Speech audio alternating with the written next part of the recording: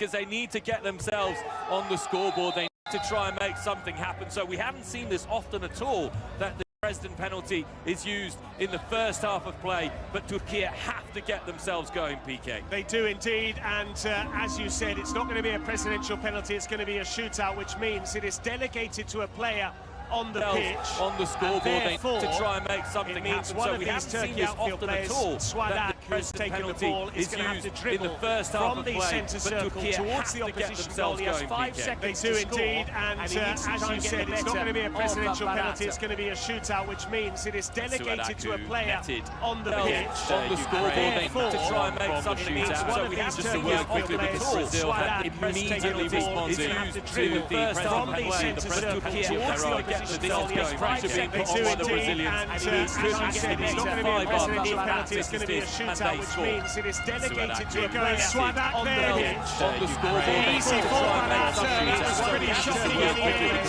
The shootout not going according to plan, and already trailing 4-0 to Kiev, and now this is their shootout to indeed, and Suarez, as you said, it's not going to be a presidential penalty, it's going to be a shootout, which means it is delegated to a player on the pitch. On the scoreboard, Easy for Morata, it was pretty shocking in the end.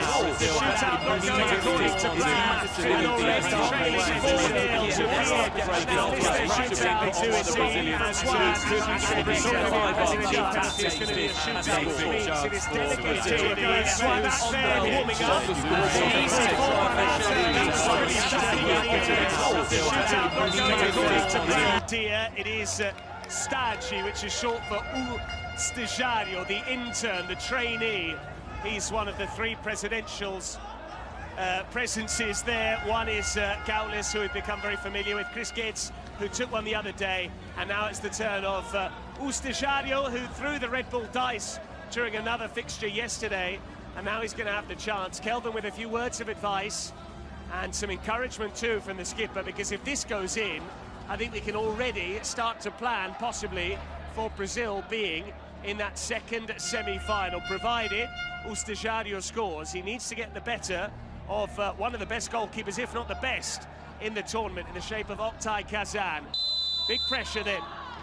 I don't think any of the Brazilian presidents have actually missed so far. It is going to be U Stagiario into the top corner, and that is why they are Una Sal do Futebol, because Brazil are the home of football, and they are feeling at home here in Milan. They now lead by 5-0. People, like what's your play? Okay? Oktay Kazan just having a word with the referee because he felt that the Brazilians were delaying the restart of the game a little bit too much. Really beautiful penalty. We can just see the replay of it there. Gaules and the Brazilian presidents and streamers absolutely loving life at the moment. And I think it's safe to say that we will probably be speaking to Gaules after the game, PK. You would hope so, and he's very fluent in English as well, so we look forward to getting his insights not only on what is coming to pass here against Turkey, but also really their prospects. Beautiful penalty. We that was can an just see the ambitious replay attempt of it meantime there. from Wellington. And their prospects against the winners of Mexico and Argentina later on. By the time we speak to him, Simon, we'll also know who Brazil, if they were to beat Turkey, and it's not all completely sewn up yet, we'll get his thoughts on what to make of their semi-final opponents. But first, they need to complete the job against Turkey.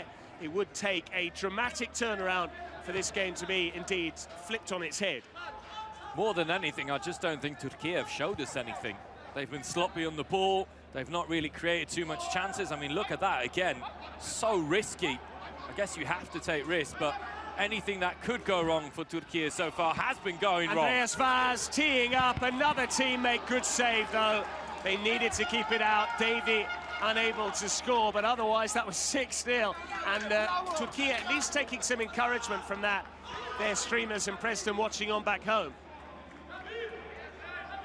Erraen is the president, unable to travel to the tournament, and it's a drone that's down. The drone has been brought down. Well, that was amazing. As crossfield ball from Davici. It was Kelvin calling for the ball. It was the perfect weight on it. And we did speculate about that earlier this week as to whether the drone would be taken out. I watch a lot of YouTube golf. It's often fraught with danger there. albeit that's a much higher trajectory, and the drone was flying too low, sort of the opposite of Icarus. You fly too close to the sun and your wings get burnt. Well, this was the drone. How good is that? The Brazilians are too quick, even for technology. That says how good they are. Kelvin! That would have been special. Controlling it on his chest, and then an improvised finish. He very nearly steered it past Oktay Kazan. That would have been almost too much to take for Turkey. We're now just 30 seconds away from the rolling of the Red Bull dice.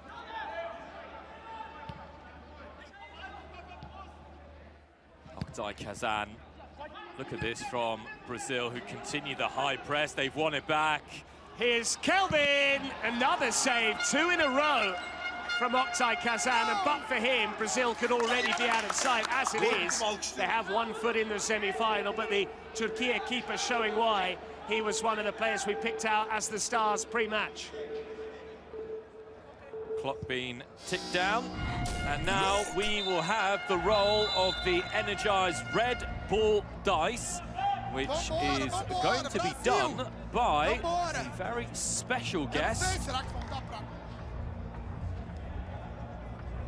Spanish presidents Spurzito y Adri Contreras are going to roll this one for us, and Nadia Lua is there on the left, and the roll isn't the best, but it is going to be a 2v2. So that's just like, correct me if I'm wrong, Simon, the opening 60 seconds of this match when we have 2 players all told, an outfield player plus a goalkeeper. I believe that is correct. And this is where I need Thomas Lawrence, isn't it, to be absolutely on point with the rules. As you can tell, Simon and I are new to Kings League. We have studied the rules, but bear with us if we get it wrong. I'm delighted to say that there are 2 Brazilians out there. There's no keeper. They're taking a chance, Brazil, given that they've got the lead, whereas Turkey have sent out that man Swad again and a proper keeper. And this is what we were speculating about a little bit earlier on, because if Turkey need a way back in the game, it's now. They need to get as many goals as possible whilst keeping Brazil very quiet in the next 2 minutes. Suedak is very quick, and it's Leletti, I think, who's trying to get it with him.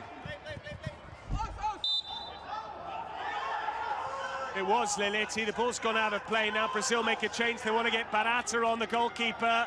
Turkey now making a change of their own. I think that's a shame, really, because I would have preferred to have seen Oktay Kazan try and shoot with the goal unguarded, but instead they now go to 2 outfield players. This is Memo Sozer with Swadak away to his left. Swadak with all the time in the world. He's hit the post. It just won't go in for Turkey.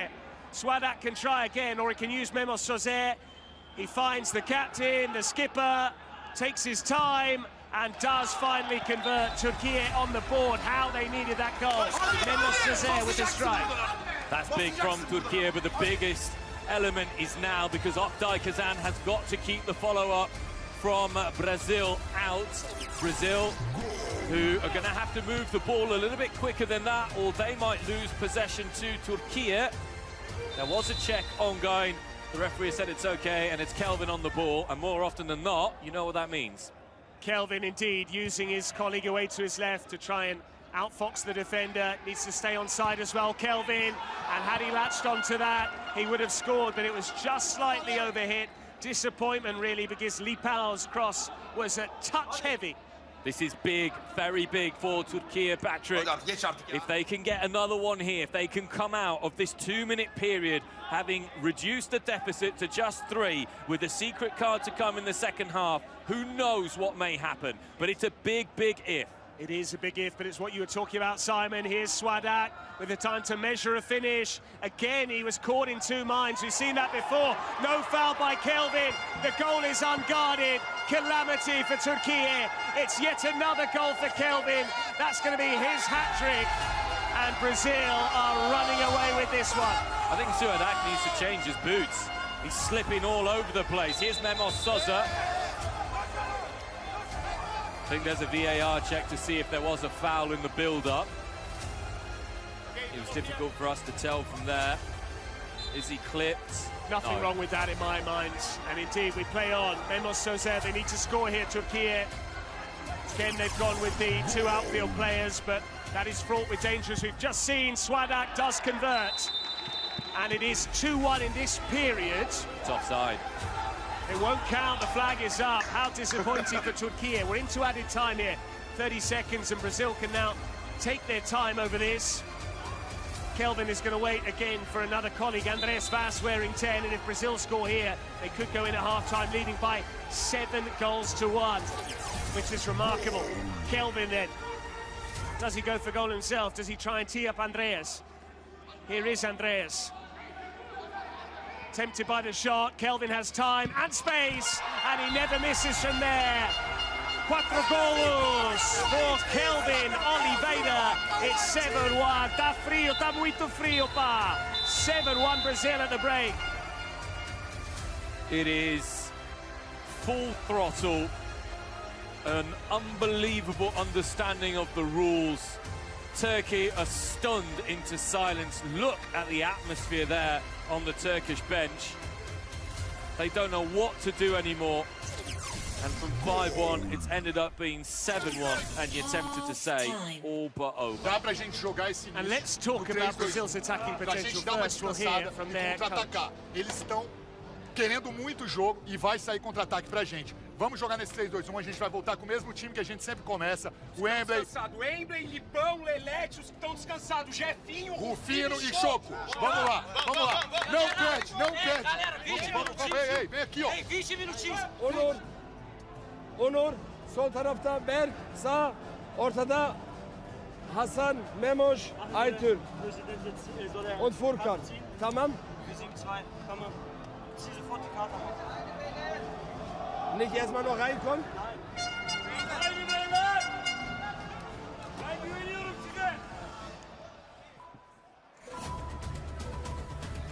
We've heard then from the two camps. Brazil in complete control here thanks to 4 first-half goals from Kelvin Oliveira as part of 7 all told, including their presidential penalty, which was scored. We saw the Turkey missing their presidential penalty in the form of a shootout. The second half is about to get underway, and it would take an almighty collapse now from Brazil, Simon Harding, for anyone other than Brazil to make it through to that semi-final. It would be the upsets to end all upsets here if Turkey were able to turn this around. I don't think they have the mental fortitude to do it, Turkey. They just look completely lost, and simple things are not happening for them. Here goes Lipão. And again, Choco leading the line, but we need to talk about Brazil's attacking potential. I was about to comment on it until we then heard from their head coach a little bit earlier on, which is Victor Taubi. But they scored 16 goals prior to this game. They'd scored in their first 2 matches 7 and 9. They've got another 7 here. That's now 23 goals across 3 matches. Well, 2.5, in fact. We're only just beginning the second period. Yeah, and you know, you wouldn't put it past them to reach double figures in this game as well. Brazil, they've been so good. And to be honest, I'd say, Patrick, they haven't really stretched their talent. They've just navigated the game so much better. I completely agree, and it just shows, doesn't it, that the talent that is on display as well. That's a good try, Barata making the save down at his near post, but Kelvin Oliveira has been, for me, the best player in this tournament. 4 goals in this first half. He just seems to have a swagger around the pitch, the way he carries himself. Barata has hurt himself there in plunging to his right and making the save. Secret card on the way, incidentally. Yeah, secret card, which is being played by Turkey. Let's see what it's going to be. I think the only thing that can help them at the moment is to have a player suspension and play the 4 minutes in with an extra play. Even a penalty or shootout doesn't really help them. But Kelvin Oliveira, just to come back to that, is said, Patrick, to be the overwhelming favourite for the next Corona de Oro, which is the equivalent of the Ballon d'Or in Kings League, and you can tell why. Yeah, a fabulous talent, and the leader of this side as well. It's not just that he scores the most goals, it's also that he's involved in everything Brazil do. He's a good motivator. We heard his speech pre-match, and he can also turn provider when required to. Memo Sousa poking it through, cut out easily by Wembley, who we still need to ask as to why he's chosen that particular nickname. We do know of the weird and wonderful nicknames that exist in Brazilian culture, particularly prevalent in football culture as well.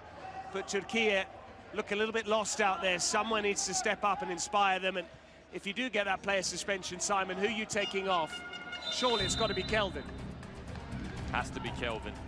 Although, if you want to be ultra ambitious, you take off one of their two centre-backs in the hope that you destabilise them defensively. Let's have a look. What's the Spotify secret card going Joker. to be? Joker. Now, do you steal Brazil's to take their secret card away from them? That would be also a play.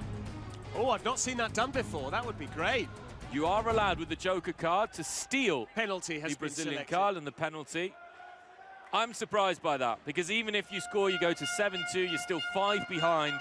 And the way that Turkey have been playing, they don't really look like scoring at any given time. It is going to be Telly who's going to, no, Cecim who's stood over this, wearing 11, up against Barata, needs to score. Must find the net here. It is Cecim, it's into the roof of the net. A proper penalty that, 7-2. Talk about a confident penalty there, Patrick. Thought the net was going to come off with that one. Big save, but still the point is valid in my opinion. You're still 5 goals down. I think with a player's suspension, you were in with a chance of possibly scoring more against a team that had a man down. So Brazil have conceded for the second time. Nicely converted penalty there from Cecim to make it 7-2, but the cushion is still 5. And were it still be to this extent the lead come the final 2 minutes of the match, it would require an improbable 3-0 period in the final 2 minutes of play, plus added time when goals are worth double for Turkey to improbably win this match. That would see them go from 7-2 down to 8-7 winners, but on this evidence, you just can't see it coming to pass. You feel they need to eat in further to this deficit.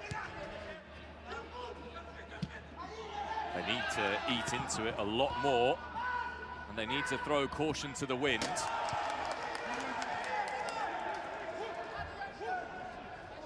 But we've had so many celebrities drop by over the course of this week, the first ever edition of the Kings World Cup Nations. We saw James Rodriguez yesterday. Wes McKennie was here as well. We've got Gerard Piqué, the man who came up with the entire idea as a whole. He's here today as Brazil look to score again. Now Turkey on the counter. Nicely worked here, but then having cut back inside and created the space, he curiously went back on the outside and gave Brazil a second chance to defend. Yeah, surprising move there. I think the cross was on initially. These are the sort of things Turkey have got to navigate better. That was ambitious, but worth a go there from Cecim. He's just scored a penalty. It sat up invitingly on the volley, and at this stage, any shot will do for Turkey. 5 goals behind. Here's Lipao. Turkey, Patrick, still, they're pressing a little bit higher. That's reckless, though. You could easily be given a yellow card for that.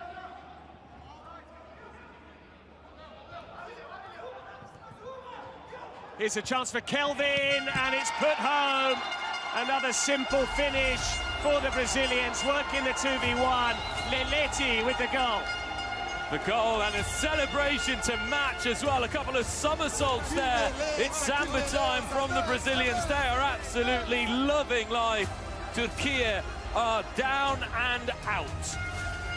Yeah, it's just becoming more and more embarrassing, almost humiliating now for Turkey. 8-2 behind. And once again, there was the opportunity to score himself, but Kelvin showing he's equally adept at assisting as well as scoring. And having scored 4, he's now teed up his colleague Lelete, who loved it, and showing his faith there as well, which is particularly prominent. It's exactly what you were saying, though. Kelvin is such a team player, though, PK. You saw it there. And the difference was, Turkey had a similar chance moments ago. The pass wasn't given, or wasn't given good enough. Brazil do, Brazil score.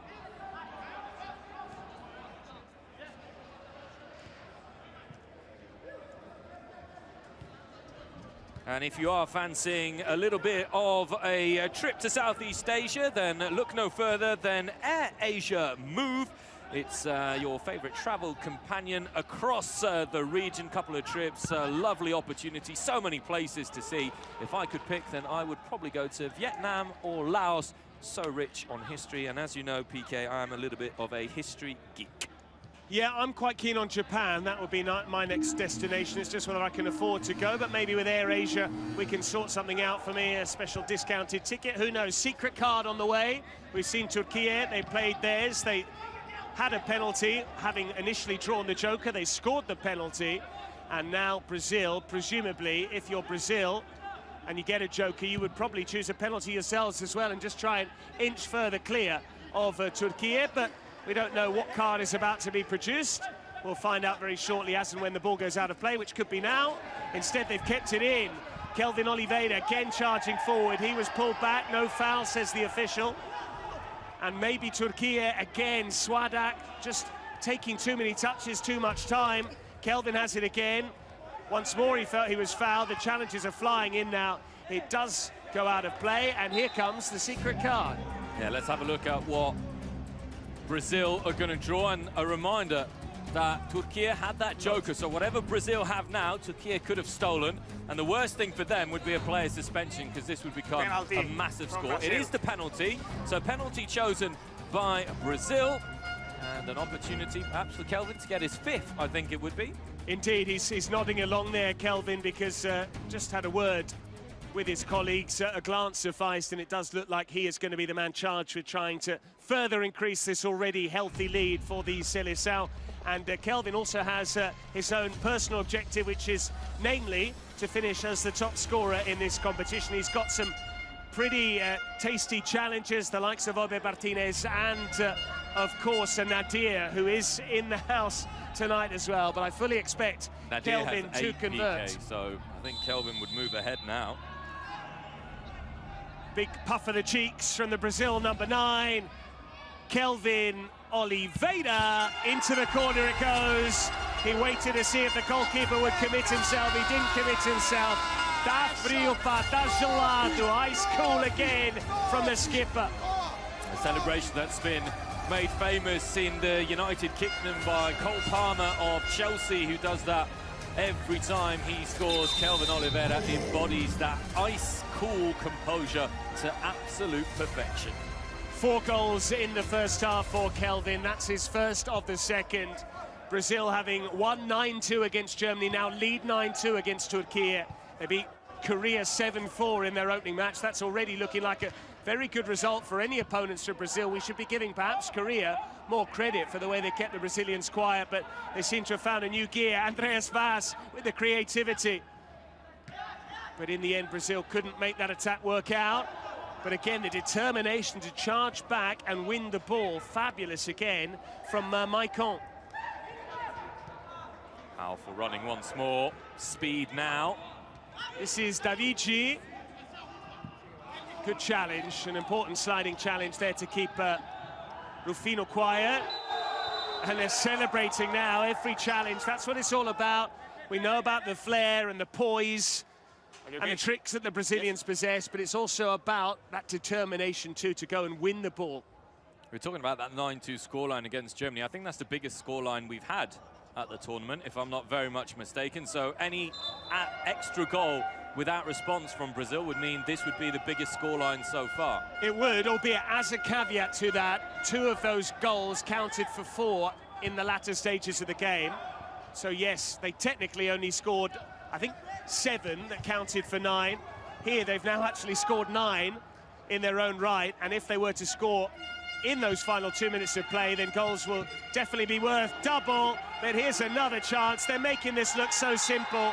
The goalkeeper, the stand-in keeper, Semir Chakmakchi, has got egg on his face, and he's presented Rufino with a very easy goal. Double figures for the first time in the Kings World Cup Nations.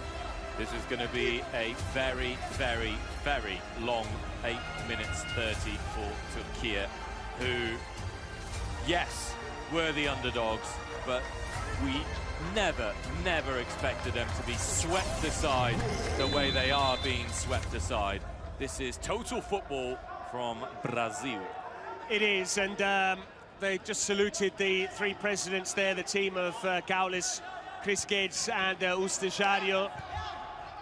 But they are getting acclaim from all 4 sides of this Kings Arena on the south side of Milan. A reminder of what it's all about, the first ever edition of the Kings World Cup Nations This is our third quarter-final. The two semi-finals will be played tomorrow here in Milan, and then the grand final plus the Legends against Streamers game will both be played on a Sunday at Allianz Stadium, the home of Juventus Football Club.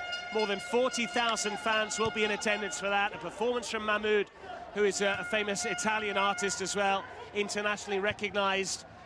And it's Brazil who are going to be one step away from that grand final on this evidence, but they'll need to get the better of the winners later on of Mexico and Argentina. Our first semi-final has already been set. We saw it yesterday, Colombia beating Uzbekistan, Morocco getting the better of United States. And that first semi-final in particular, Simon, to me looks very tight. I know you're a big fan of Colombia, but I am a huge supporter of Morocco. The way the Moroccan fans have been behaving and congregating and putting the atmosphere here, you're tempted to say you'd love to see Morocco in the final for that, but I do think that Colombia have been excellent. And the drone is also back out there on the pitch and noticeably flying a little bit higher than it was when it was brought down. Thank goodness for that. Presumably it's a replacement drone. I doubt they would have been able to fix the first one that was now kaput. But yes, Alejandro Ortega in particular is one Colombian player who's really caught the eye. Here's Memo Sosa, captain, who has looked a little bit frustrated out there. Ordinarily, you would say here, if you're Turkey, try and throw caution to the wind, as you said, go gung-ho, try and score goals to get back into the match. And whilst that is true, you don't need to be too close come those final 2 minutes, theoretically, because we've got 2 minutes plus added time where goals are worth double. So if you could have a flurry of goals, say 3 or 4, penalty. So that could be a game changer. Brazil switching off, the assistant on the far side nodding in acknowledgement. It was the referee that gave the decision. And all of a sudden, Chechim, who scored his previous one, following the secret card, is now going to have the chance to convert what looked like a stonewall spot kick, Simon. Yeah, you can see the right foot here, which goes across, catches the boot of the Turkey player. And this will make it 10-3. We're talking about Turkey throwing caution to the wind, but at the same time, they probably don't want the scoreline to be too embarrassing either.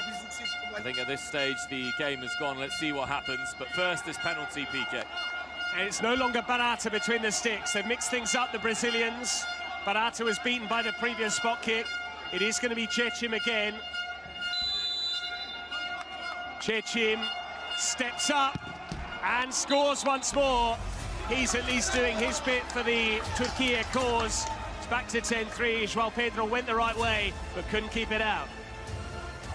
The way he's taking these penalty kicks, you wonder why he didn't take the shootout early on, which maybe could have changed things for Turkey, because they, of course, missed their Suedak missed Turkey's shootout, and then Brazil scored their president penalty. That was a key moment in the match as Memo Sosa tries to reclaim the ball. This is Davichi off the post, still a chance, smashed over by Wellington. But I think what we're seeing here, Simon, is the fact that Brazil, yes, they have a massive population, 300 million or thereabouts. They also have a huge, deep-rooted footballing culture. And it's pretty much, I know you're a big rugby union man, it's pretty much a similar sort of scenario when it comes to football. There are just so many talents. There's a huge, deep talent pool when it comes to Brazil, and we're seeing that here, that they could almost name a second 7 out here, a third or fourth string side, and still beat most countries or be starters for any other nations. Absolutely, and the thing is that the difference in the quality of the players is there to see the 1v1, the technical ability, and it's especially in this game, it's able to unlock situations. I think for many years, to echo what you were saying, Rio de Janeiro was the main talent pool in the world, recently overtaken by Paris in terms of producing those top players. Yeah, France producing more players in the Champions League than anyone else, thanks to their fairly unique youth development system, which I've been party to myself, not as a player, but as an interpreter. I can speak from first-hand experience the great work they're doing, so much so they've outsourced their expertise to Major League Soccer in the US, and we saw some of those American talents yesterday, albeit they bowed out in agonizing circumstances against Morocco. Brazil have conceded the ball here. They've given away possession. The angle is against Chechim, but it doesn't stop him from getting a hat-trick. 3 on the bounce from Chechim, and what a hit that was. Well, 3 minutes to go, it's 10-4, and you're thinking, had Turkey been just a little bit more solid, had those key moments gone a little bit better for them, they could potentially have been in with a shout. I still think it's far out of reach now. But all of a sudden they have a bit of hope. If they could score again, then they would still need to win that final 2-minute period by 3-0, albeit this time it would actually be worth a victory by 11-10. It's hugely improbable, but Brazil have just switched off, and that's a clever dummy. Had there been someone behind him and no one called for it, it was instinctive from Cecim. Simon, you and I have played a lot of five-a-side football in Milan, seven-a-side football in Milan, and what you can notice is occasionally when you build these big leagues, you just instinctively think, maybe even unconsciously, we've won the game, you switch off. We might be seeing that with Brazil. We are now into the final 2 minutes of play. So for those of you who are new to Kings League, this means that goals are worth double. It's not just 2 minutes, it's 2 minutes plus added time. So occasionally it could be as many as 4. But because Turkey trailed by 6, they would need to score 3 times without reply to make it 10-all, and then we would have a shootout where players dribble from the centre circle. 5 of those per side, as we saw in the way that United States against Morocco was determined. But it's improbable, it's hugely unlikely, especially if Brazil score once, then we can say it's game over. 100%. And I think that was the first and only shootout that we've actually seen in the competition, the one against USA and Morocco, a fitting end to what was a thrilling match overall. Suadak will be the player to sprint out here for Turkey. He's the speedster, but Leleti for Brazil has got pace of his own. Although he stepped off the line there, that's something you can't do. You have to stay behind the line. And let's see here. Kelvin's going to go after it. He's certainly saying something, Kelvin. Still the lights, 5 lights to go, and once they switch off, that is when you sprint out. Suadak for Turkey, 100%. Brazil have stepped off. And they've just conceded possession to Turkey. Well, an interesting ploy there from Kelvin and his colleagues. Now they're going to get their defensive shape and ask Turkey to break them down, not once, not twice, but 3 times, just to make it 10 each. The odds are heavily stacked against Turkey. Brazil are overwhelming favourites to go on and win this quarter-final, but there will still be some tension. We saw it etched on the face of their presidential trio, Gaules, Chris Guedes and Ustajario. That's a lovely ball over the top. The first touch was excellent. They want another penalty, Turkey. They've already had one. That was optimistic. Now Kelvin pulling the strings again. That's a heavy touch, though. He got away with it, Wembley. Brazil don't want to give Turkey an early goal here. They could get some encouragement. And just a reminder that you can vote for our player of the match on Twitch. And if you're wondering how to do that, it's very simple. All you need to do is type in the name, and mine would be Kelvin. And he's already got upwards of 90% of the vote, Kelvin. But hang on, this could be a goal for Memo Sousa. Big save. João Pedro coming up clutch to make the stop. Memo Sousa left one in there. The goalkeeper made a meal of it. Hopefully it's not a yellow card, it is, and that ends any residual hope that Turkey had of getting back into this match. The skipper's been sin-binned. He'll be out for almost everything that remains here. And personally, I don't think João Pedro necessarily needed to do that. Yes, he was waiting as long as possible to waste a few vital seconds. Did he really get a kick? I'm not so sure. Yeah, but Memo Sousa should be a little bit more clever there as well. And you made a reference to rugby union before. As we see in rugby, the yellow card is accompanied with a time penalty here at Kings League, which just adds all to the fun. It'll be 2 minutes here for Memo Sousa, who, as you said, Patrick, will be out for the remainder of the match. Off he goes then, Memo Sousa, which will be hugely deflating for him. He would have liked to have been on for the final whistle. He still might, as we are about to find out how much added time there is to come. 3 minutes, so Memo Sousa will be able to come back on once his 2 minute window has come to an end. A rare stray pass there from Kelvin Oliveira. Here's Cecim, who's the only Turkey player to emerge with some credit, but he's lost the ball. And now Shoku charging forward, waiting for a teammate to join in. Leleti, who's caught the eye. So too is Lipao. Here's Kelvin Oliveira trying to cut inside and get a shot away. Goalkeeper does well to prevent a corner, but again, Turkey for this second half have given Semir Çakmakçı an opportunity to play. probably conscious that the game is already beyond doubt. They have won a free kick here after that challenge on Furkan Ars. Every touch of the ball from the Brazilian players being accompanied by an ole by the Brazilian presidents, who are taunting, very gently taunting, the Turkey side in the remaining seconds of the match. Well, Cecim has scored a hat-trick, 2 from the penalty spot, 1 from open play. He now tries his luck with another set piece. It is Cecim, struck it with power but no precision. The ball goes out of play, and we've still got 90 seconds or thereabouts of added time. Coming next, though, Argentina against Mexico. Argentina featuring Sergio El Kun Agüero. There's Kelvin, there's another goal. It's a dozen for the Brazilians, and believe it or not, it is 7 for Kelvin. 6 goals that are worth 7. Absolutely phenomenal performance when you need your star man to step up. Kelvin certainly did so. His speech pre-game was good. His actual play during has been off the charts. It's the biggest win we've had so far at the Kings World Cup Nations. Brazil, 12 goals. And as they say in the country that birthed the Kings League, he's a crack, quite simply. He is a superstar, Kelvin, and he's shown it once again here. And if anyone is to beat Brazil en route to winning this competition, they're going to need to shackle Kelvin, who's now pulling out the Rabona. Kelvin gets to the loose ball first. It will break the way of Rufino. They want a 14th goal, Brazil. They don't get it because the shot is saved. Nice try from Schock. Brazil not letting off right until the end. Kelvin! Good save. Oh, my word. That would have been his best goal, and he's already scored 7 of them.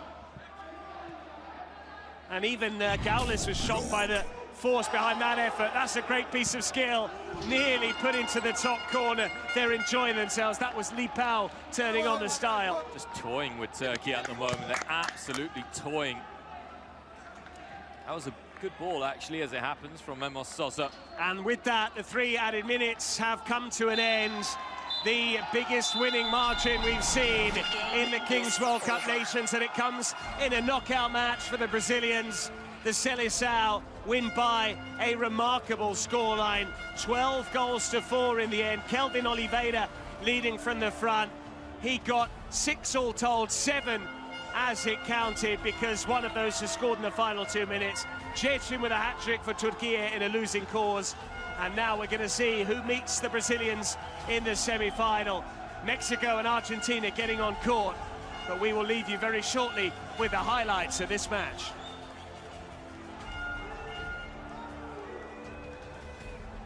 What a huge statement win from Brazil that is. In the quarterfinals, it's not in the first game or in the second game. This is actually Brazil toying with what has been one of the best defenses, one of the most physical teams as we go through the post-match statistics. Expected goals, 4.14 for Brazil. They end up with 12, which just outlines as well the quality of their strikes. Just the flair has been off the charts in the game as well. They really turned on the style at the end of the match. Turkey as well, with expected goals of 3, 2 of them were from the penalty spot. That's quite good. Brazil into the semi-finals. Morocco, Colombia on the other side of the draw for a place in the final. And it'll be either Argentina or Mexico against Brazil.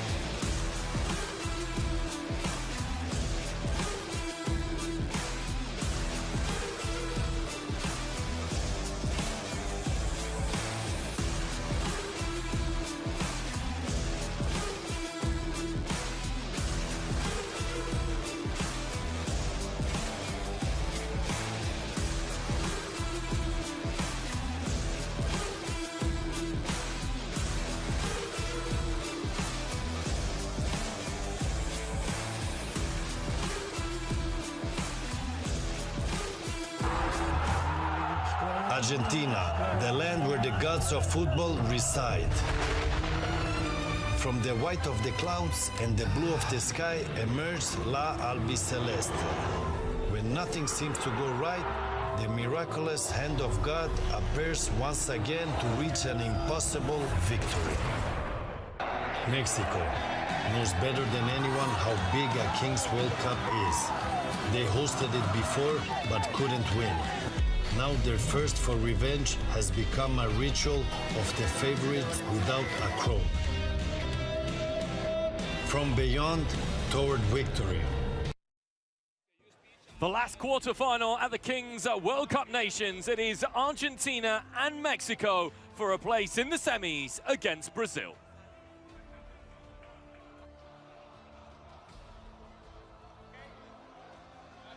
Bueno, chicos, acá... ¿Qué hace, pa? Está boludeando. Hay un video de un amigo, ustedes, bueno, ahora lo van a conocer. Fue campeón del mundo, campeón de la Copa América, de todo. Y encima fue protagonista en todas las finales. Así que acá les dejo el video. Bueno, muchachos, bueno, quiero desearles lo mejor para hoy. Espero que todo salga bien, que sigan jugando como lo vienen haciendo. Así que, nada, vamos con todo. Un abrazo muy grande y vamos a Argentina. Buena, Narigón. Angel Di Maria there with the message for the Argentinian team. And now it is Mexico. Bueno, banda, no sé ustedes, pero yo estoy muy feliz de estar aquí. Estoy disfrutando mucho cada partido con ustedes. No nos vamos a volver a juntar en mucho tiempo, así que quiero alargar esto lo más que se pueda. Y en especial, hoy quiero que se partan la madre por un compañero, Brian, que hoy no va a poder estar con nosotros en la cancha, pero vamos a correr por él y nos vamos a partir la madre. Y esta victoria y cada gol va a ser por ti, hermano. ¡Venga, México!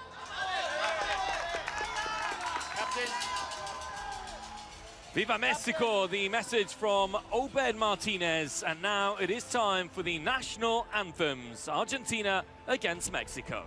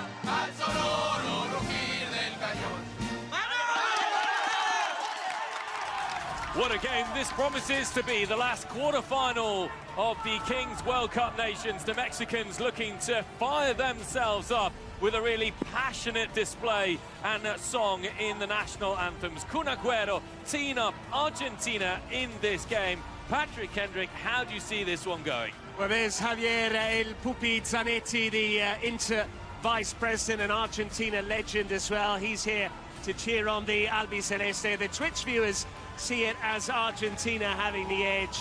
My hunch is that they will just get the better of Mexico, Obed Martinez et al. And we are hoping it is as tight and as tense as yesterday's second quarter-final when the US and Morocco went to a shootout.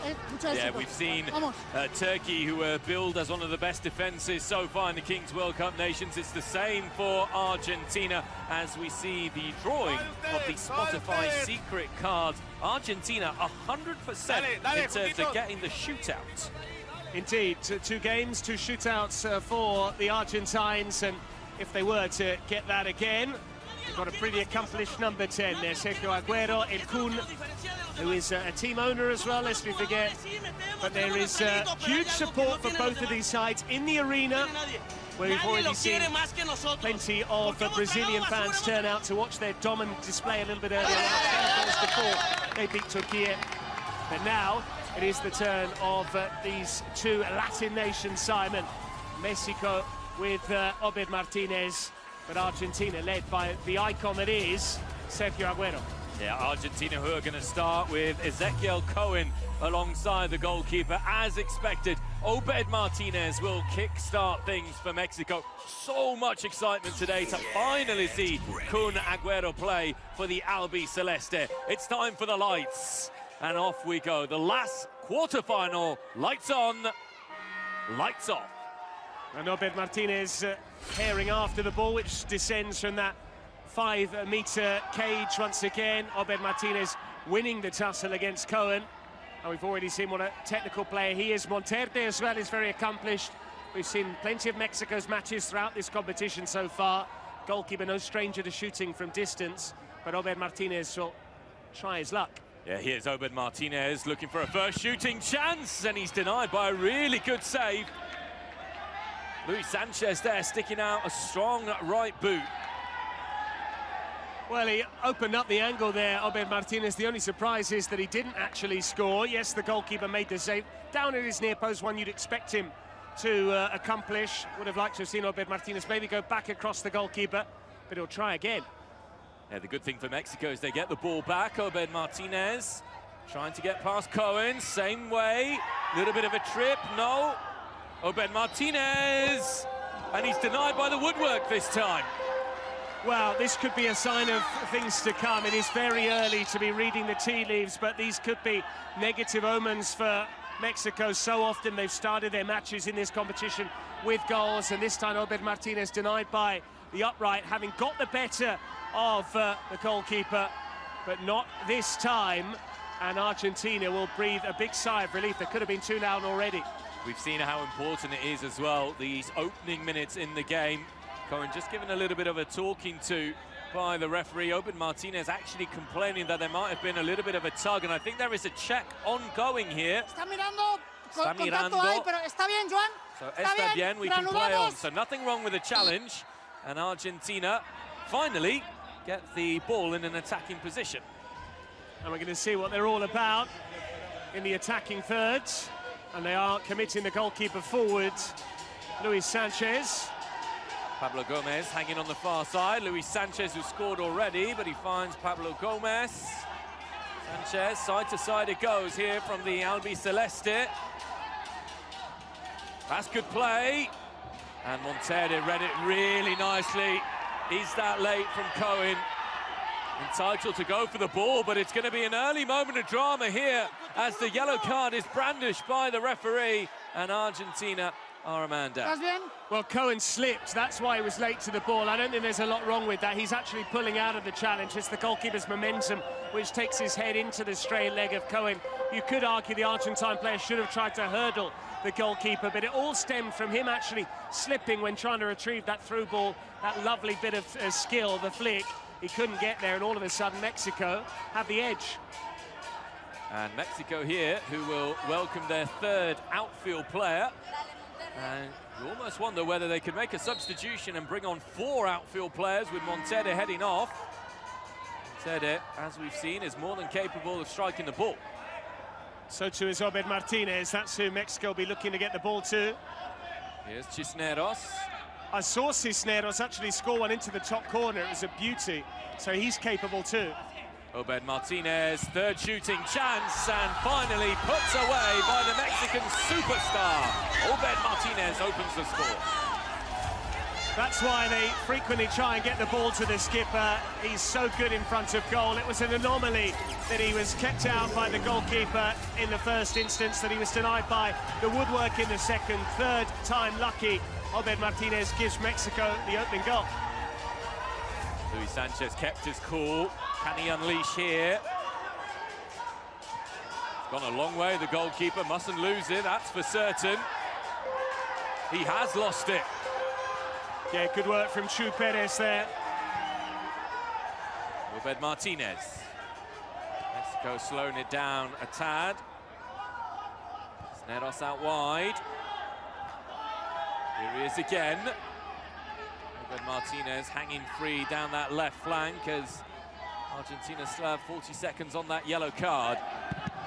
And it's a brilliant save by Sanchez, denying Baruch Ochoa. Offside, I think, in the end, but Baruch Ochoa didn't know that, nor did the goalkeeper when he made himself big. But this is something I've been considering, Simon, in recent days. You do feel, with Mexico, that if you can keep quiet, Obed, then you have a big chance to go on and win the game. It's not like Brazil, or indeed Colombia, death by 1,000 cuts. They can hurt you from any area of the pitch. If you keep this man quiet, easier said than done. Yeah, Baruch Ochoa is a handful, but he's been a little bit off target throughout the tournament. And I enjoyed that message pre-match as well. You know, it was Obed Martinez saying, we're here for Brian, who can't be here today. That was in reference to Brian Hernandez, who was injured in the lead up to this. Absolutely gutted. Brian Hernandez put out a message on social media, didn't he, Patrick? Saying he was so upset. Obviously, health and safety of the players comes first in every instance. Well, no sign of Agüero just yet, but they are clearly holding him back. That's a clever ball if you can latch onto it. Yeah, I've seen them work that before. Augusto actually headed one into that top corner. Obed Martinez takes over for Mexico, as he so often does.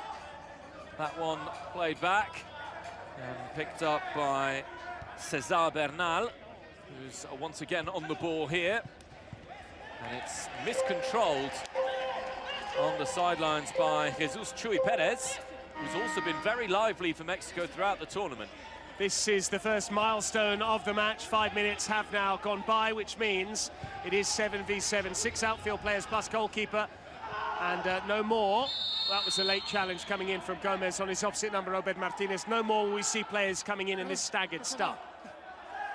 A staggered start, which so far has smiled towards Mexico, but would you say, PK, that they'll perhaps be a little bit disappointed because they had chances, and that's a big mistake, which returns the ball to Argentina, who waste no time in moving it along? Yeah, they haven't really maximised their opportunities, because they had those 3 big chances for Obed Martinez. He only scored 1 of them. Argentina haven't really tested Monterde at all, and yet they're only 1-0 down. Pablo Gomez played to Augusto.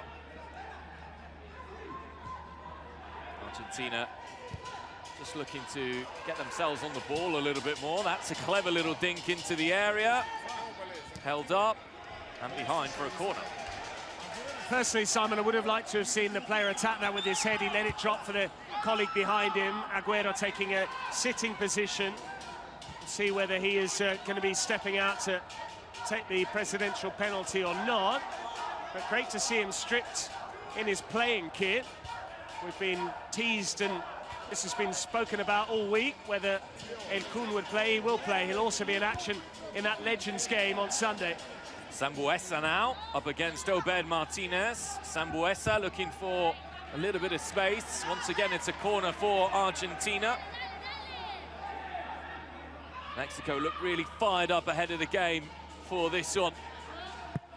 And that's straight into Monterde's hands. Yeah, they haven't had many opportunities, Argentina. Okay, set pieces don't have the same value as they do maybe in the 11-a-side game, but it's still a corner opportunity, and the pitch is smaller, lest we forget, so you need to maximise those chances. It was wasteful playing it straight into the goalkeeper's arms. And you have to say as well, just to echo what you're saying, Patrick, that Argentina have got the bigger players. So there is a mismatch in terms of size. Perhaps not there. Sambuesa is dispossessed, but it's a free kick. And we've seen them as well score with their head, which is not necessarily the most customary fashion when it comes to scoring in Kings League, but plenty of players have produced some headed goals. Who can forget Alvarado of Peru, one of your favourites, but we have seen it. If you can get the service right, it is as valid a method of scoring as any other. Argentina still looking to get their first goal of the game. The switch was on. Augusto, however, would have had to be about 5 meters tall to keep that in. They've looked for that several times. Augusto Fernandez, who did score that goal in one of Argentina's earlier games in the tournament from that exact passage of play. It's something they work on clearly, but they need to get the first portion of it right for him to be able to beat the goalkeeper with his head. Two sets of players who know each other very well, play for Muchachos FC and for the Science FC. Mexicans and Argentinians overlapping in both those club teams. Pablo Gomez. Just feel it's a little bit pedestrian at the moment from Argentina. Yeah, they've very rarely got in behind Mexico. You want to really try and get down the sides, get those cutbacks. Or you need to try and get on the edge of the box and get half a yard to get a shot away, because if you can do so, there's a real opportunity to beat the goalkeeper. We've already seen that plenty of times in this tournament. Yeah, Baruch Ochoa not foul there, according to the referee. Of course, were Argentina to win this, it would be a thrilling setup with Brazil, their arch rivals in terms of football. Obed Martinez, that's lovely feet. Yeah, it's a proper old-fashioned number 10. I know he wears 20. Shooting chance here, perhaps, for Argentina. Eventually just cleared out of danger from Cesar Bernal. Argentina just getting a bit of rhythm here, Patrick. They are, and dare I say it, from the name, he sounds more Brazilian than Argentine. Rafael João, I don't know whether he's naturalized or not, whether he's got one parent from each, but if we were to have a Brazilian game against the Argentines in the semi-final, that might be one to inquire about. Facu Romero about to come on for Argentina. This is Augusto. Good defending once again from Mexico. And Obed Martinez trying to bring a little bit of clarity to their attacking play. It's broken to Argentina in a good position here. Shot is wide, though. João dragging it wide. He's had a couple of opportunities there, and that's probably why he's going off. They may have already planned that particular change, but certainly had he taken one, if not both of those chances, I'm sure they would have kept him on the pitch. He trudges off in disappointment. What we've seen from Argentina throughout the competition is very traditional fighting displays, but they've not scored many goals. That has to be said. You're spot on. There was that 2-1 win that they had earlier on in the competition. They were fairly comfortable. They've been good defensively, and we witnessed that again so far. They needed a bit of the rub of the green, if you'll excuse the expression, given they're up against the Mexico side wearing their traditional tricolor, which features green shirts. But here's a chance potentially. Overhit again. Yeah, you're absolutely right. It was 4-2 against Spain in the opening match, and then 2-1 against Japan, I think, in match 2. Obviously, they missed last chance. These are the quarterfinals. So Brazil had more goals in their last game than Argentina have had in the whole tournament so far. Well, especially when you consider that goals are often worth double, either with a secret card, that was a clear foul from the Mexican player holding his Argentine opponent, or in the final 2 minutes of play. So to only score 2 goals in a Kings League match and win it is pretty surprising, very unusual, I would suggest. Referee just telling the Argentine players, you worry about playing, I'll worry about the rest, as the foul on Martin Mantovani was judged to be a little bit too rugged by his teammates. Augusto asking why that wasn't a yellow card. There are a couple of separate Mexican streams going on here, and the one with the two girls, the brunette and the blonde, she actually, the brunette this is, took her headset off to take a break in streaming so that she could actually shout at the referee, or perhaps make some encouraging remarks to her compatriots out there in the green. But clearly, streaming duties secondary in importance to cheering on her nation. In the meanwhile time, Antonio Monterde with another save. He made one a little bit earlier on, but not really been tested in any significant manner yet, Monterde. Everything he has done, you expect him to keep out.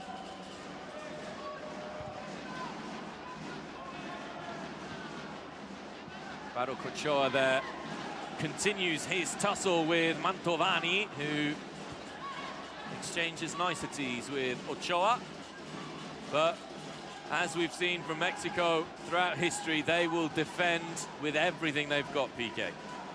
They will indeed, and that's been an underrated side of their game, I think. We've spoken about Obed Martinez, who's in the 1v1 situation there, and he wins the challenge. Thomas Lawrence absolutely loves Obed Martinez. If Mexico were to win, he'd be over the moon. This is Romero. Especially because Thomas Lawrence will be back on duty tomorrow with you, Simon, for the 2 semi-finals. We know 3 of the 4 teams. We're waiting to find out who'll be the final side in the last 4.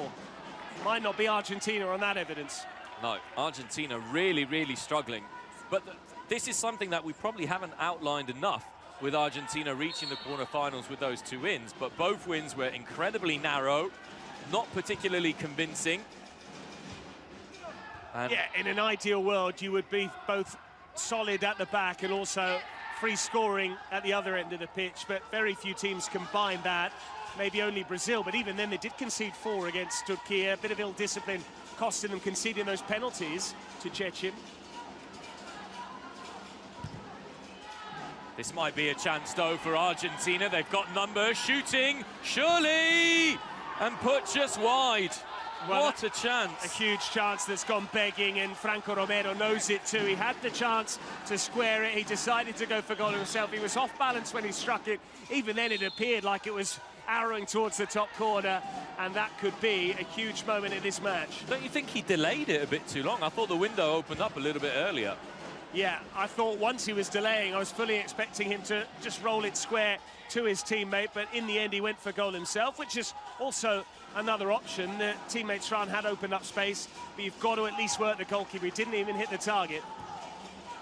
Here's Sambuesa, one of the more experienced players in the Argentina side. Augusto's made the run, and the header was there, but it's off target. And that's the other Romero, that's Facu, alias Facundo. It was really fizzed in towards his head. He was brave there. Kun Agüero will, I'm sure, come on at some stage. But, Simon, we witnessed the Uzbekistan goalkeeper, one of your favourites, Yangirov Kitobchi, making saves with his head. So it's clearly a facet of this game, just putting your head in the way of the ball, even when it's absolutely fizzed in.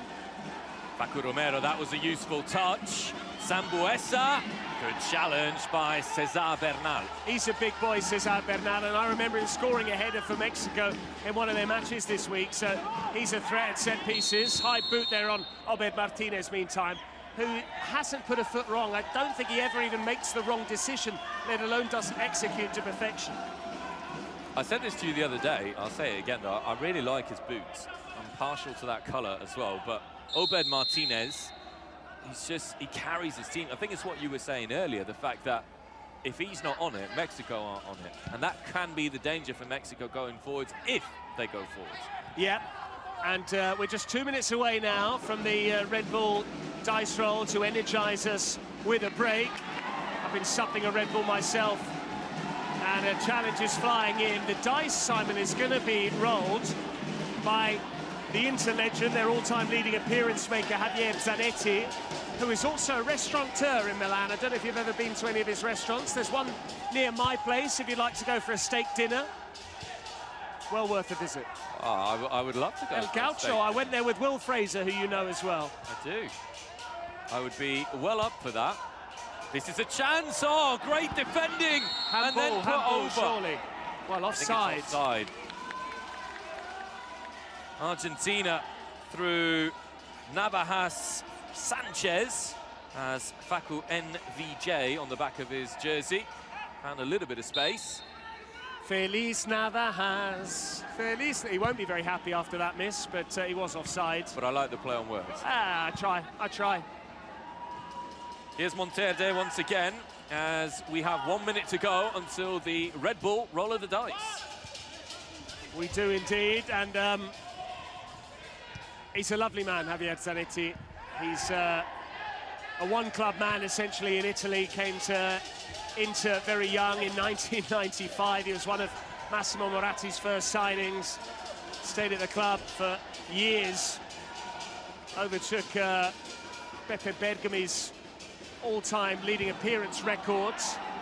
It's just not going in, though, for Argentina. They could do with Zanetti out there, dare I say. His nickname was El Tractor, the tractor. Facu Romero with that strike again. And one of the great things about Javier Zanetti is that he's such a well-respected figure as a human being. Obviously admired massively for his footballing skills, but involved in plenty of charities, both in Italy and in Argentina, in terms of helping children who come from poorer backgrounds. He's really a wonderful human being. He is, yeah, the Pupi Fundación that he runs with his wife. And now it is time, there he is, in his civvies, in Borghese, Javier Zanetti. Used to see him in a shirt and tie, but he's wearing an Argentina tracksuit, and he rolls a 5, Simon. It's a 5, which probably in terms of the show is not the most flamboyant. However, in terms of what Argentina won, it's probably not bad, because I don't think they would have enjoyed a 1v1 or a 2v2. Yeah, because especially with Obed Martinez in particular.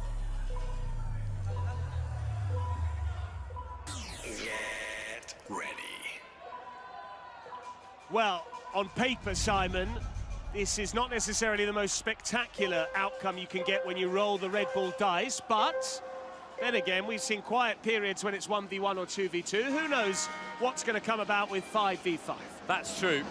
Mexico will be the first of the ball. Remember, it has to go backwards. That was really cleverly done, actually, by Cisneros. Now Obed Martinez, shot blocked. He's not getting a moment's rest, is he, Patrick? No, and when you've got a player like him who's a talisman, you need to keep him out there as much as you can, fitness levels permitting, but he does seem to be in remarkable shape as well, Obed Martinez. And he's young enough too, 1996, so he won't turn 29 until this year, if I've got my maths right. You do, because I'm turning 31 and he's 2 years younger than me. There you go. Just plays more experience than his age. Says Arban now. That's an absolutely wild effort at goal. For all that we've been saying about Argentina not creating, though, Mexico has been defending a lot and they're only a goal up. So by no means have Mexico put in a really resoundingly dominant performance here. And I think Brazil will be watching this and licking their lips. I think this is symptomatic of what's at stake really here. Yes, Kings League has been devised with the rules to certainly foster attacking football, but we haven't necessarily seen it. We might here, though. We haven't seen it, Simon, because now the stakes are high. There's a semi-final place on the line, and if you have the option of winning the game by playing with a tight performance or being more aggressive and maybe losing, you're going to choose the former option, and I think both teams have been cagey here. That's true. Here's Gomez. It's spilled by Monterde!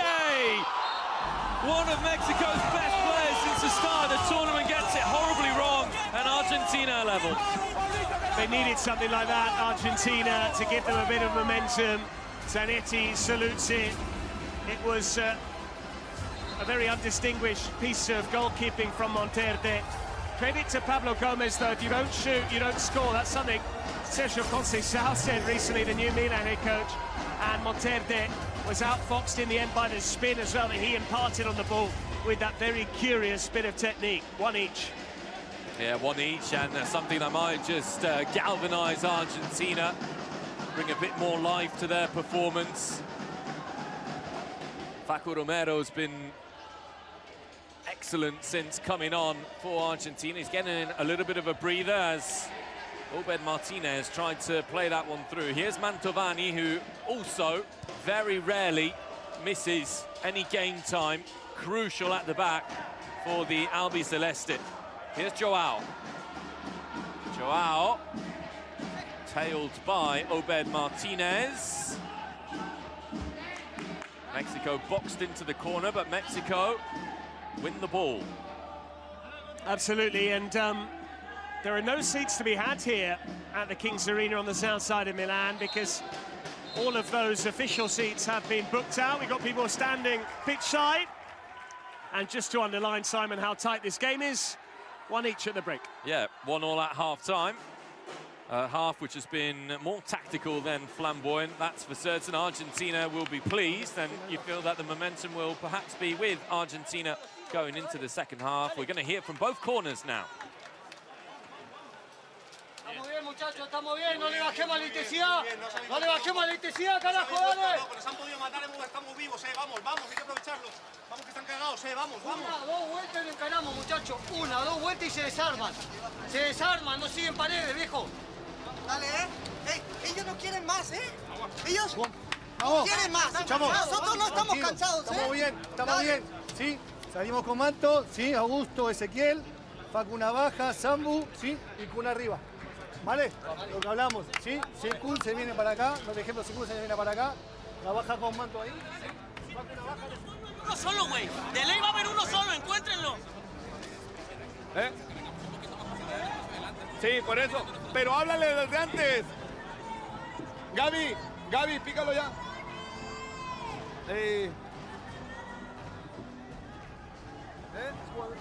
Ritmo alto de juego.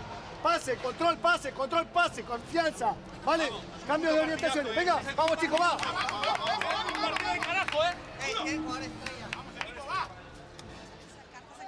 This is interesting. Secret card being playing off the restart of the second half here by the Mexican side, and we're going to waste no time in discovering what it is.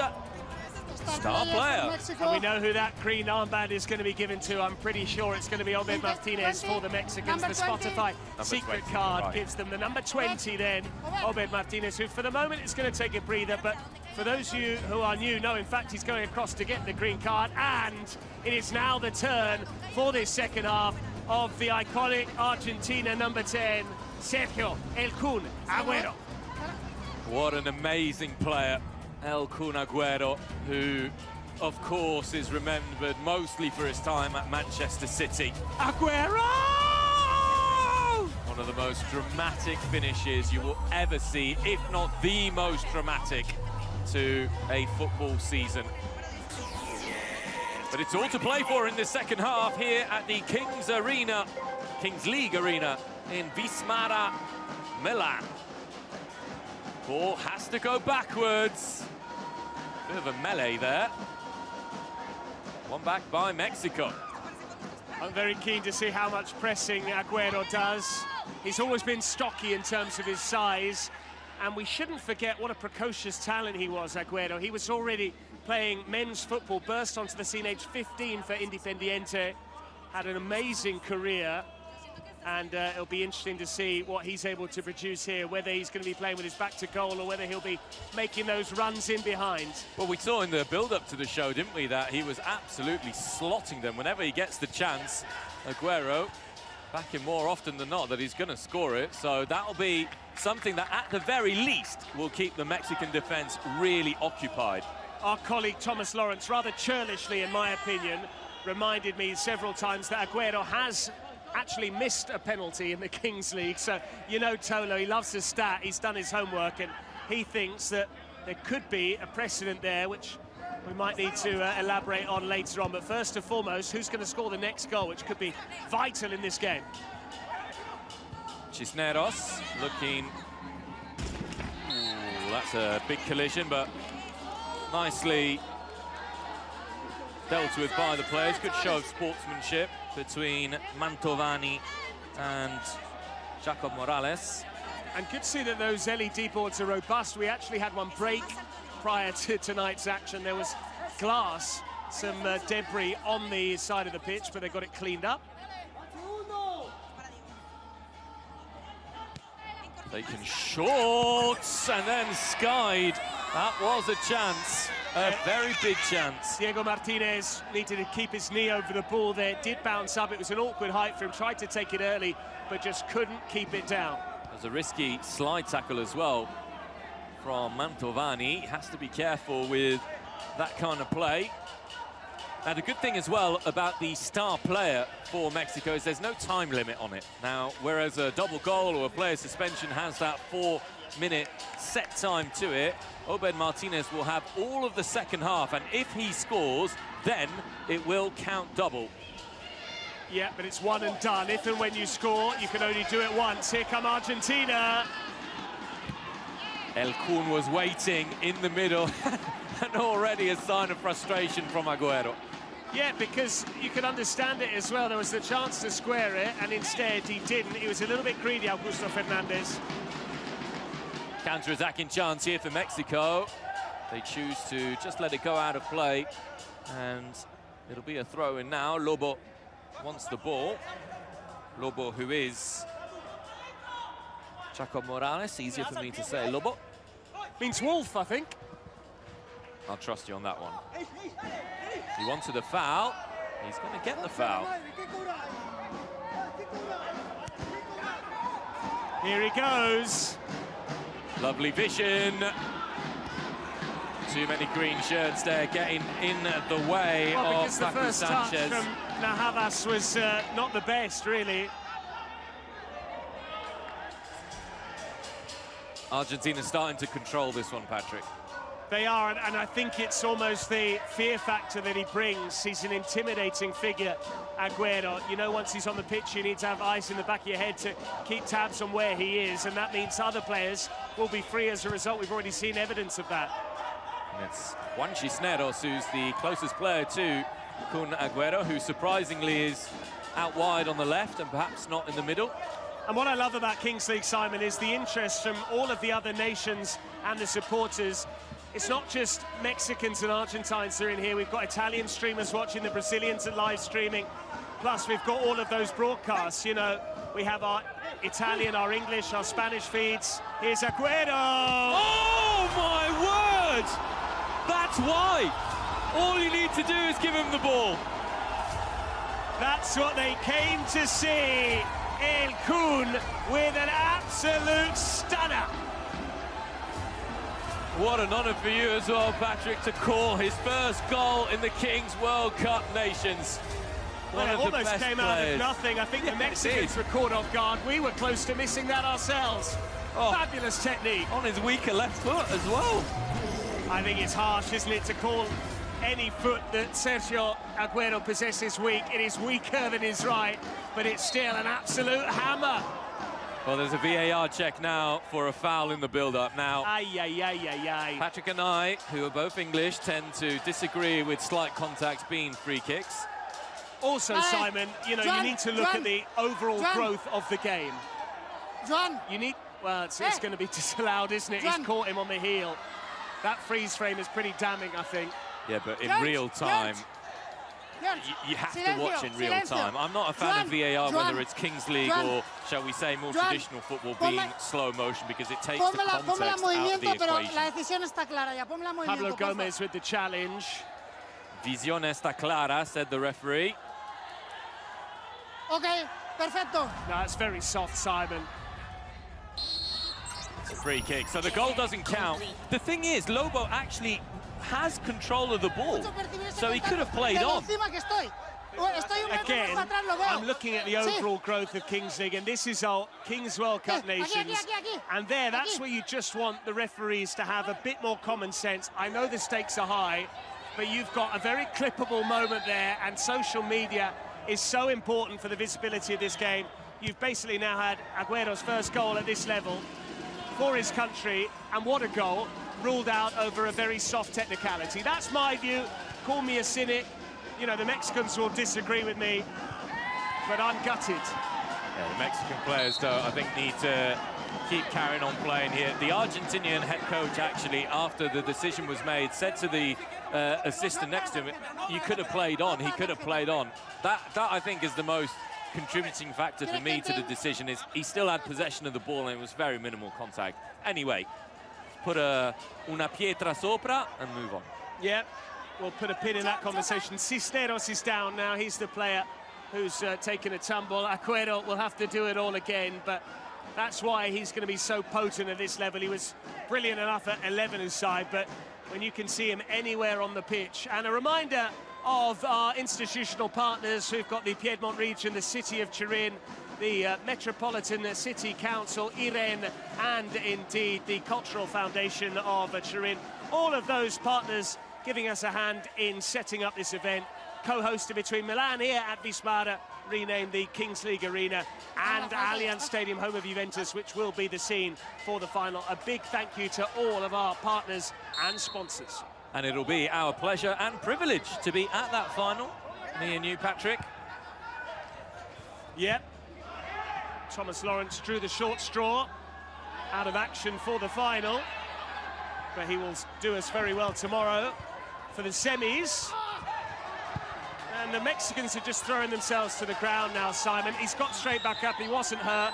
He yelped out in pain. I don't like to see that. No, neither do I. I think if you cry out in pain and then get immediately up, I think that should be a simulation. There is going to be a President penalty called by Mexico, and as the ball has gone immediately out of play, it will be taken immediately by the Mexicans. So, big moment now for Mexico, and Bernal going across to give some encouragement. I think it's been Gabo Montiel, hasn't it, who's been taking these presidential penalties. I recognise him from his headwear. And I do like the bravado that they tend to have here. What he'll do is probably have his back to the goalkeeper initially. He'll pose for the cameraman, then he'll swivel and shoot, Simon. Let's see if he does it again. He missed his last penalty. It was saved. And this is a big one. He's got his cap on here. This is all part of his pre-shot routine. Tiger Woods, eat your heart out. He has time. Usually a little bit unorthodox in the way he does things, and you can certainly see that here. The referee's going to blow his whistle. Montiel taking his time. Decent run up.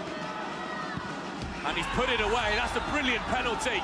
And he was giving it all the chat ahead of the game to the Argentina president, and he's backed up his own chat with a goal. Yeah, beautiful. The goalkeeper went the wrong way. No chance for Marcelo Barovero, who's on for this second half in the Argentine goal. And once he saw the goalkeeper move, he slotted it home. Very neatly taken indeed by Montiel, who is, from the looks of things, I think, wearing one of those Juventus third kits, I think, as well. So he's clearly got hold of a special edition. He clearly thinks he's going all the way to Turin. President penalty called by Argentina. Immediate response by the Albi Celeste, and we saw Montiel there just high-fiving the Brazilian presidents, Gaules and everyone else. I think Gaules clearly would perhaps want to avoid a match, a grudge match with Argentina in the semi-finals. Yeah, I think you could well be right. So we're going to see now Agüero taking the presidential penalty. He is a president, Agüero, so this is why this is going to be allowed. Now, his previous goal, which was a beauty, was disallowed. But are we going to have James Rodriguez missed yesterday for Colombia, so we'll see. Monterte or Agüero, it's Agüero, it's perfect. Absolutely no surprise there. No doubt that Agüero was going to score, having previously seen a goal ruled out for that VAR decision. And it's now 2 apiece.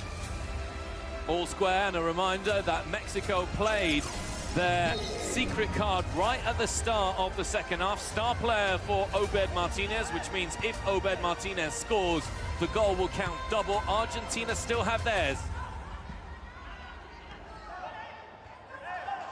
Here's Agüero on the turn, trying to bustle his way through in the end.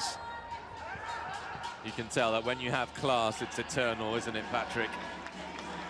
Yeah, they say form is temporary, class is permanent. You're absolutely right, and he is one of the icons of Argentinian football.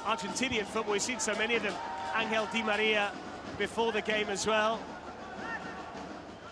Still going very strong in the Portuguese top flight, one of the best players in that league for Benfica. Angel Di Maria, who alongside Lionel Messi was instrumental to Argentina winning the last World Cup in Qatar. Scored against France in the final, did Di Maria. And as Agüero said, every time that they've won trophies, Copa America, the World Cup, he's always had a key role in either assisting or scoring goals. He's a bit like Diego Milito, another Argentine, used to be for Inter in their treble-winning season, scoring in all of the key matches. had one of the very best left feet that we've seen in the players of his generation. Here's Sambueza to El Kun Agüero. This time stopped Agüero, but he wins it back. Mexican players not afraid to get physical with Sergio Agüero. Let me hear your body talk. It might be talking here. Scuffed it this time. But you can tell that the Mexicans, they are very worried. They're a little bit panicked every time the ball goes near Agüero because they're well aware of what he can do. Here he is once again. Mantovani, good play. Facu Romero now. Facu Romero with that left foot of his. Sambueza. Good idea, perhaps a little bit too ambitious. Yeah, I'm very curious to know as and when that secret card will be played by the Argentines. They do still have it, which is why there's that green dash graphic at the top of your screen. But a reminder of what we're working towards. The final of the Kings World Cup Nations. You can still buy tickets at kingsleague.pro. Allianz Stadium, that's the date for your diary. Sunday the 12th of January. We've also got a Legends against Streamers match. The Legends team, or at least one of the teams, will feature Agüero. We've got Casillas, Buffon and Pirlo as well. Plus a performance from Mahmoud, an internationally recognised artist who was very decorated at the Eurovision Song Contest and the San Remo Festival too. Just to emphasise that final, over 40,000 supporters expected at the Allianz Stadium. Only a few tickets remaining. It should be a great occasion. Argentina seem to be growing in strength in this game. That was surely a foul, and it is. Yeah, just a foul, just a free kick. No suggestion that would ever warrant a yellow card, despite some of the Argentina bench now waving in the direction of the match official, asking for a caution. They've taken it too quickly, and they're a bit disappointed because they had an overload there. Let's not forget that this 2-2 scoreline is even more impressive, considering Argentina had a man sent to the sin bin at the start of the game as well, defender Cohen. And this might have broken to Baruch Ochoa. Good defending by Mantovani. Expected that from Mantovani to defend in that style. And you made a good point earlier, Simon, which is that, yes, when we think about South American football, we often immediately think of Brazil and flair and attacking play, but Argentina are known for gritty defensive work as well, and we've seen lots of examples of that. They've been rock solid at the back. I would say they haven't defended for quite a while, though. It's been all Argentina in terms of the ball. They need to try and unlock this Mexican side, who know all about defending themselves. Monterde this time doesn't spill it.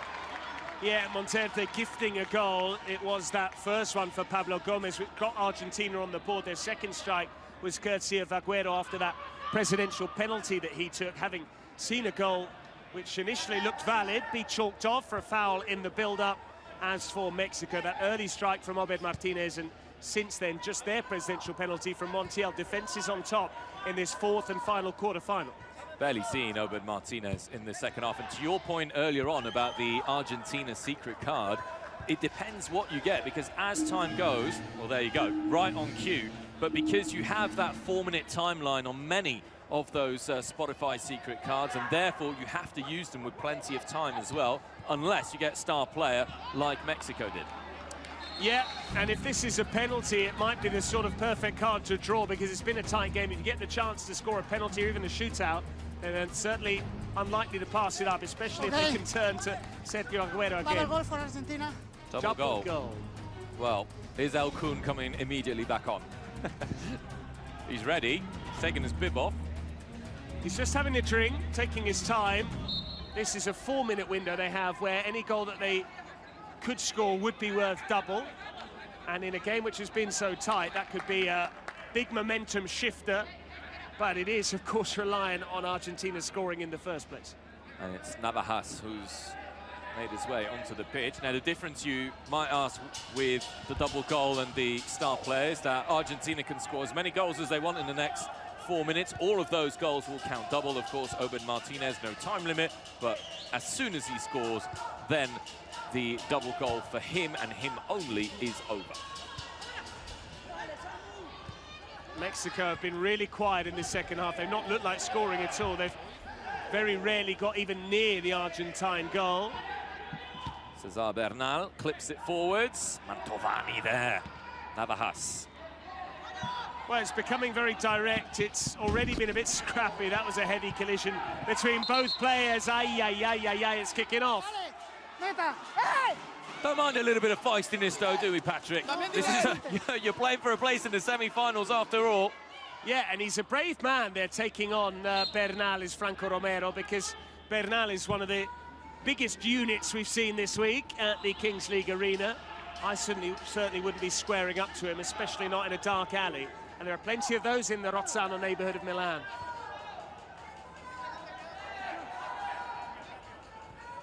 Here's Navajas.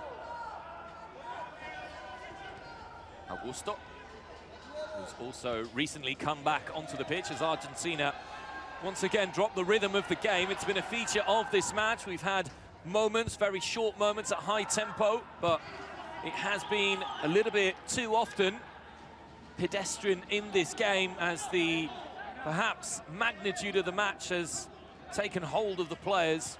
He's back on, Agüero. They have given him 2 of those 4 minutes to try and get a goal, which would be worth double and could give them a big push towards the semi-final against Brazil. But we shouldn't forget that the final 2 minutes of play are currently only going to be worth a golden goal because the score is level, Simon.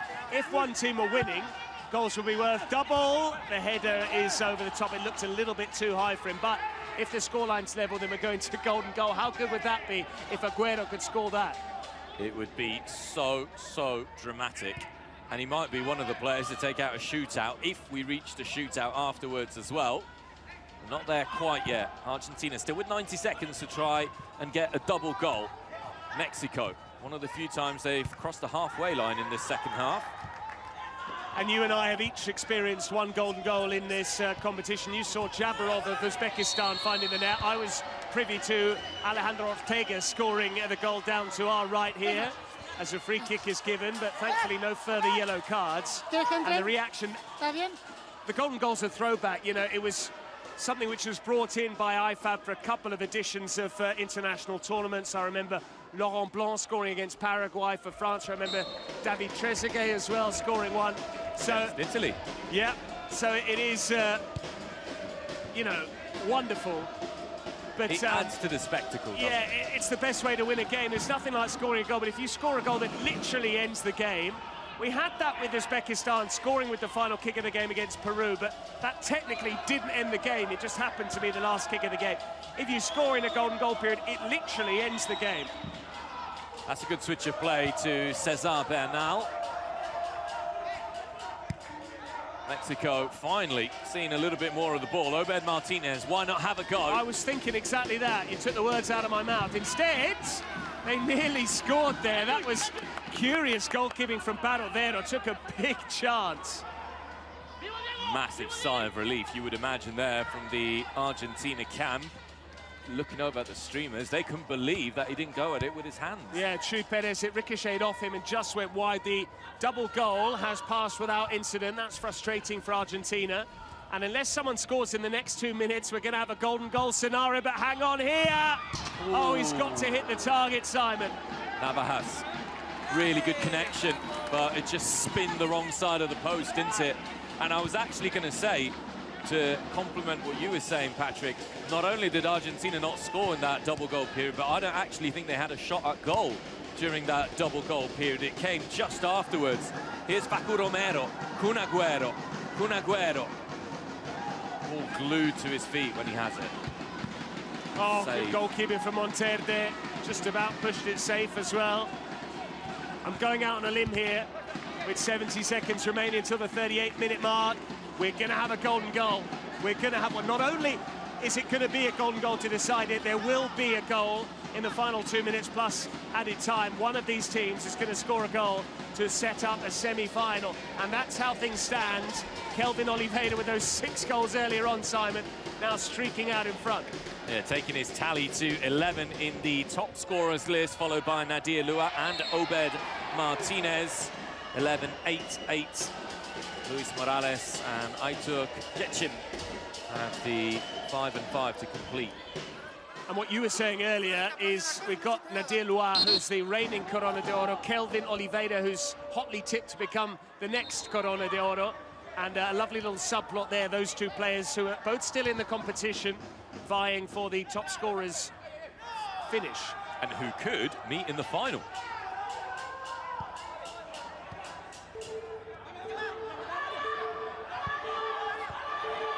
You need to get a shot away, otherwise the clock goes dead. Agüero! There goes the whistle at the 38-minute mark. It is 2 each. It means we're going to have a golden goal.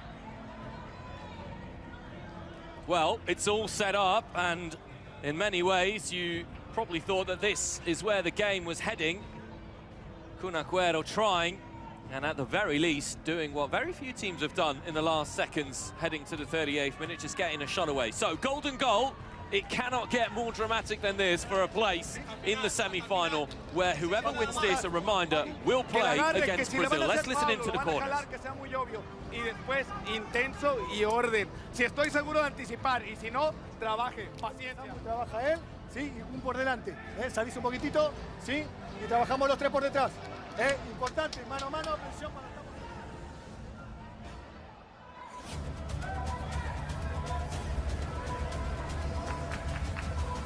And a quick recap then. Yes, it is golden goal for 2 minutes plus added time. If we weren't to have a goal in that period, we would go to a shootout, which is not a traditional penalty shootout.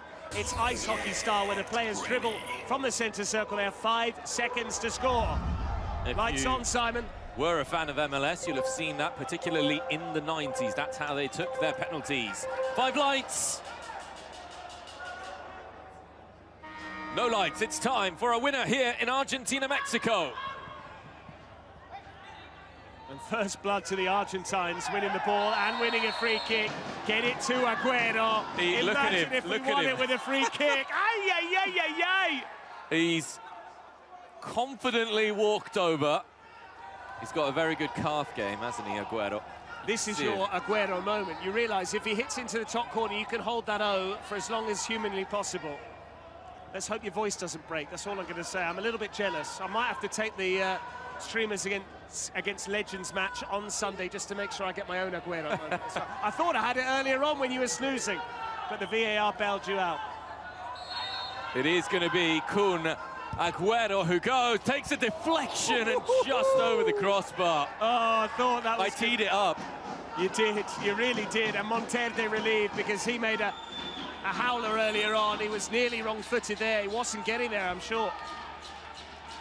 Corner Argentina. Mantovani comes, headed behind. No, it's going to be a throw-in.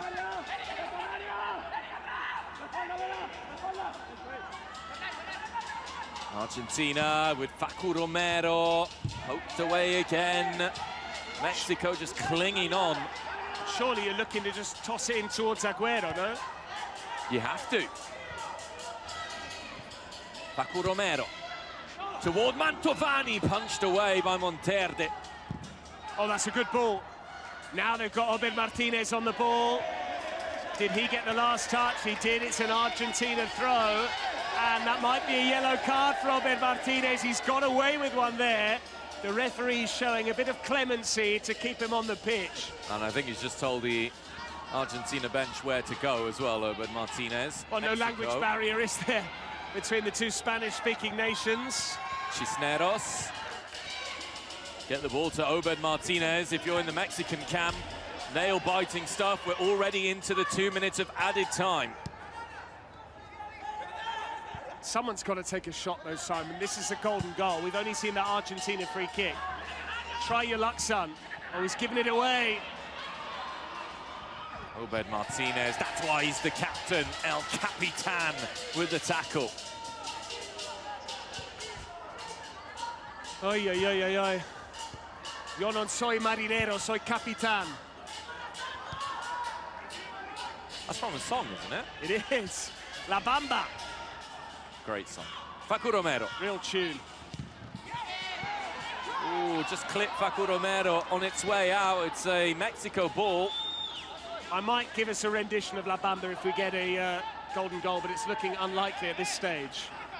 Still about a minute left. Arocochoa goes dive, down. Surely, was it a foul, was it? The Argentine player saying his shirt was being pulled, and I tend to think there was much to do about nothing. Augusto Fernandez has now given Obed Martinez and the Mexicans a chance to crash one towards goal from the dead ball situation. Agüero now, it means a lot to him. Look at his face. He is deadly serious, as well he might be. I think it's often been underestimated, the passion and the seriousness of this competition.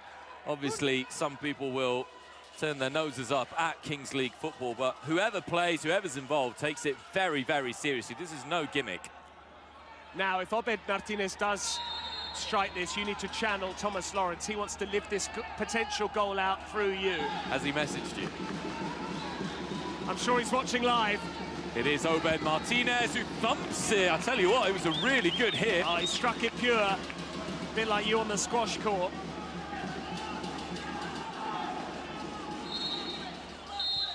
Well, it is going to be the most dramatic of finishes to this game. It will be a shootout, much like we saw in USA against Morocco. I guess the only question is now, Patrick, who do you see as winners in this one? I'm going to go with Argentina. I just think we are destined to see Agüero line up against Brazil in an Argentina-Brazil semi-final. And it will be Agüero against Kelvin. A reminder that Kelvin, who was the top scorer at the Kings World Club Cup, is also currently leading the way in terms of goals here at the Kings World Cup Nations. But, Simon, this is no ordinary shootout, as we mentioned. This is a shootout where the players dribble it from the halfway line. Muy buena para esto. Entonces, no dudemos, convencidos que lo vamos a ganar, cabrones. Pero necesito que lo hagamos con seriedad, que Toño sí o sí va a parar de perdido 2. Entonces, personalidad para tirar. ¿Estamos?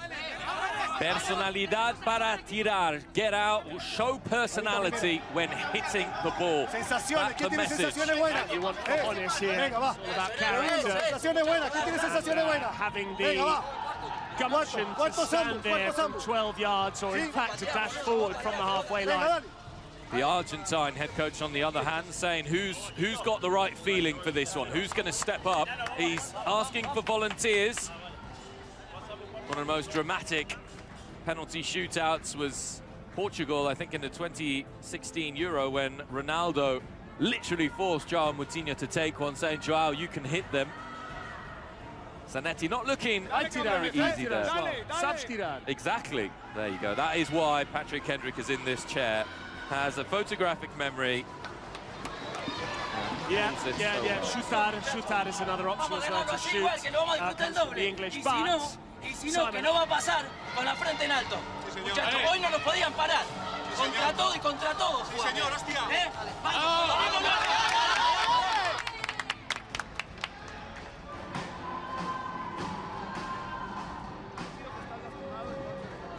I almost think they're a little bit under-prepared, Argentina. We heard about the Brazilians saying no one's worked harder than us, no one's prepared more than us for this. But if you're saying they're asking for volunteers, that makes me think that they haven't already foreseen this potential outcome, and they don't know the 5 names that need to step forward here. So, one to watch, maybe that gives Mexico the edge. Yeah, I would tend to agree. A little bit surprised by that. Obed Martinez and Augusto go through the pre-match requisites here with the referee. Argentina against Mexico in the shootout. So, yesterday we had the United States against Morocco. The shootout was taken at the goal away to our right. We'll see. It looks like the shootout is going to be the same way, albeit the Argentine player hasn't necessarily realised it, because, well, in fact, he has. So it is like a traditional shootout. Best of 5, sudden death if we're level after 5, but with a twist. It's not a static shot from 12 yards. They have 5 seconds to take the ball from the centre circle, from the halfway line, to try and beat the goalkeeper. They can go round them. The most important thing is they get a shot away before the 5 seconds elapse and the buzzer goes. And the first player up for Argentina is Pablo Gomez, number 20, up against Antonio Monterde. Monterde with a couple of good saves already in the game. Pablo Gomez, off he goes, and through the legs of Monterde, Argentina strike first. How cool is that? It's one thing to beat the goalkeeper. It's quite another to spot the space between his legs and to slot it home. And Pablo Gomez, having scored in the 40 minutes itself, now finds the net in the shootout. Chuy Perez, Simon. Yep. Chuy Perez to level things up here for Mexico. You can feel the tension inside the Kings League arena. Chuy Perez waits and fires home and true. Very, very good shootout. Yeah, and this is a big departure from what we saw yesterday, actually. Morocco won 2-1 against the US in the shootout. The US missed all but one of their attempts. So far, we've had 2 from 2, flawless. Paco Romero is up next.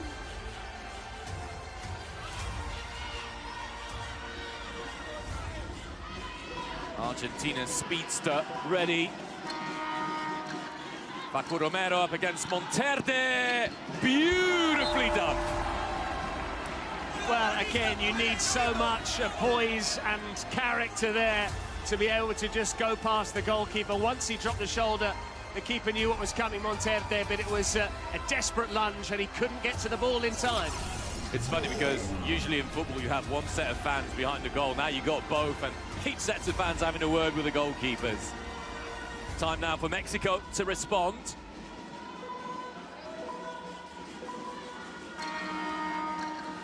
Number 77.